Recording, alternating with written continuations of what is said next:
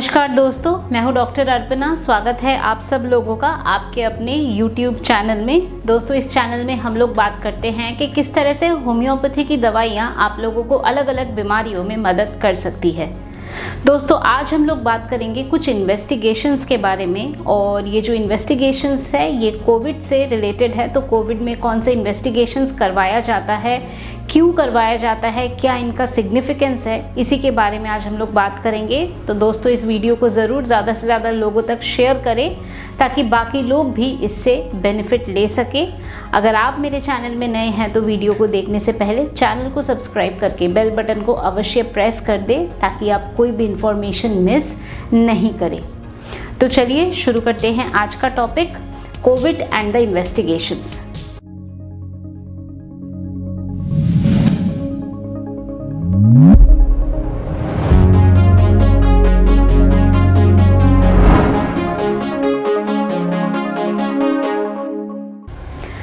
तो दोस्तों, कोविड में सबसे पहला हमारा इन्वेस्टिगेशन RT-PCR।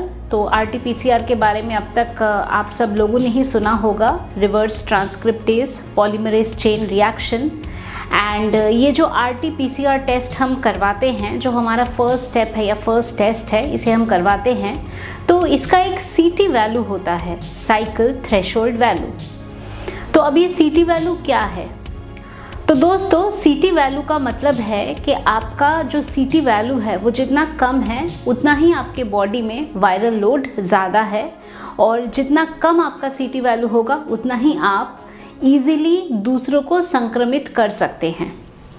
तो ये जो CT वैल्यू है ये हर लैब का अपना एक अलग रेफरेंस रेंज होता है, बट ओवरऑल हम मान के चले तो 24-25 ये हम मान सकते हैं कि अगर 24 तक आपका CT वैल्यू है तो इसका मतलब आपका जो वायरल लोड है बॉडी में वो हाई है, या आप ज़्यादा इजीली लोगों को संक्रमित कर सकते हैं।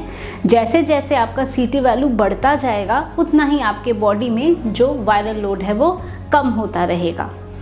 तो 24-25 ये हमारा एक जो फर्स्ट बॉर्डर लाइन है कि अगर इससे आपका CT वैल्यू इससे कम है या इतना है, इसका मतलब आप ज़्यादा इजीली संक्रमण को फैला सकते हैं। तो अगर ऐसा है तो आपको बहुत ध्यान रखना है कि आप अपने घर पे अलग से आप रहे, और जो होम क्वारंटीन की हम बात करते हैं तो उन सब बातों का आपको फॉलो करना है। तो दोस्तों, जब हमारे बॉडी में कोई भी डिजीज़ कॉजिंग एजेंट या कोई पैथोजन बॉडी को अटैक करता है तो हमारे बॉडी में इन्फ्लेमेशन होती है। ये जो इन्फ्लेमेशन है ये कितनी होगी, ये माइल्ड होगी, ये मॉडरेट होगी या ये सिवियर होगी, इस बात से हमें अपने सिम्टम्स पता चलते हैं। यानी कि अगर आपके बॉडी में इन्फ्लेमेशन ज़्यादा होगा तो जो आपके सिम्टम्स होंगे वो भी ज़्यादा आएंगे। इसीलिए कहा जाता है कि जिनमें कोमॉर्बिडिटीज़ हैं या ऐसे पेशेंट जिनकी उम्र ज़्यादा हो गई है तो उनकी इम्यूनिटी कम हो जाती है या रोग प्रतिरोधक क्षमता बॉडी में कम हो जाती है, इसीलिए उनके जो सिम्टम्स हैं वो ज़्यादा आते हैं।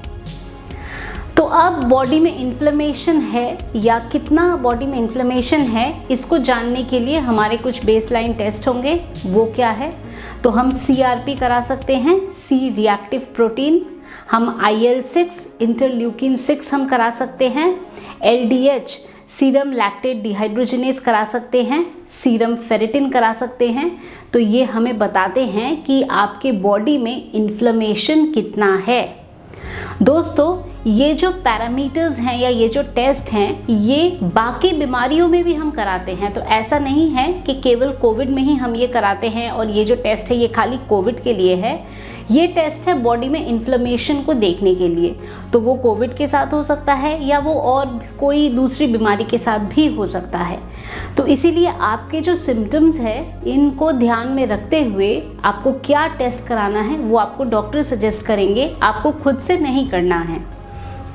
कोविड में हम देखते हैं कि आपका लंग्स का इन्वॉल्वमेंट हो रहा है, कोविड निमोनिया हो रहा है, तो इसमें हम HRCT भी करा के देख सकते हैं, ये देखने के लिए कि आपके जो लंग्स हैं वो कितने हेल्दी हैं, आपके लंग टिश्यूज़ कितने हेल्दीली काम कर रहे हैं। तो दोस्तों लंग्स की बात आई तो इसमें अगर सांस लेने में किसी को भी दिक्कत हो रही है या आप किसी को जानते हैं जिनको कोई सांस लेने में प्रॉब्लम हो रही है तो उनको एक पेट के बल लेटना चाहिए। और पेट के बल अगर पेशेंट लेटता है, कोविड का पेशेंट लेटता है, तो इससे जो ऑक्सीजन परफ्यूजन है लंग्स में वो बेटर होता है और उसको सांस लेने में आसानी होती है। तो पेट के बल लेटना भी एक टिप है जिसको आप फॉलो कर सकते हैं। अब नेक्स्ट टेस्ट की हम बात करते हैं। नेक्स्ट हमारा टेस्ट है डी डाइमर टेस्ट। तो ये डी डाइमर टेस्ट क्या है? तो डी डाइमर ब्लड से करते हैं। ये एक टेस्ट है जो हमारे बॉडी में क्लॉट फॉर्मेशन हो रहा है या नहीं हो रहा इस बात को बताता है। तो क्योंकि हम देख रहे हैं कि एंडोथेलियोलाइटिस हो रहा है और जिसके वजह से क्लॉट फॉर्मेशन बॉडी में हो रही है, तो कोएगुलोपैथीज को रूल आउट करने के लिए डी डाइमर टेस्ट कराया जाता है। डी डाइमर टेस्ट को कराने के लिए भी आपका एज, आपका क्या हिस्ट्री है, आपको कोमॉर्बिडिटीज़ है या नहीं है, इन बातों को भी हम ध्यान में रखते हैं।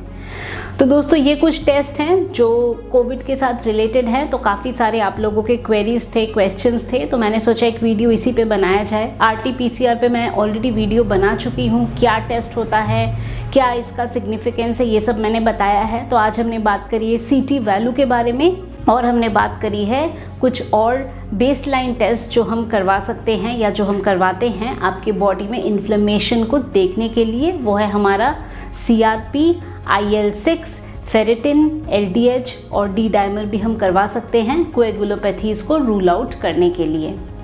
तो दोस्तों ये थी इन्फॉर्मेशन अबाउट द इन्वेस्टिगेशंस। मैं उम्मीद करती हूँ कि अभी जो इन्फॉर्मेशन मैंने आप लोगों के साथ शेयर किया आपने इसको पसंद किया है। तो वीडियो को ज़रूर शेयर करिए ज़्यादा से ज़्यादा लोगों के साथ ताकि ज़्यादा से ज़्यादा लोग इसका बेनिफिट उठा सकें। अगर आप लोग मेरे से अपॉइंटमेंट लेना चाहते हैं तो आप दिए गए नंबर पे व्हाट्सएप के माध्यम से मैसेज भेज सकते हैं। मेरे ऑफिस से आप लोगों को अपॉइंटमेंट की सारी डिटेल्स मिल जाएगी। अगर आप मेरे साथ डायरेक्टली फ़ोन पे बात करना चाहते हैं तो ऐप के माध्यम से वो भी संभव है। आप मेरे वेबसाइट drarpana.com पे भी जा सकते हैं और वहाँ पे आप अपना अपॉइंटमेंट बुक कर सकते हैं। एक बार फिर से कहूँगी, मास्क का इस्तेमाल करें, अपने हाथों को अच्छे से धोएं, अपने हाथों से या अनवॉश्ड हाथों से अपने नाक को, मुंह को टच नहीं करें, सोशल डिस्टेंसिंग का फॉलो करें। तो दोस्तों आज के लिए बस इतना ही। खुश रहिए, मुस्कुराते रहिए, स्वस्थ रहिए। Thanks for watching.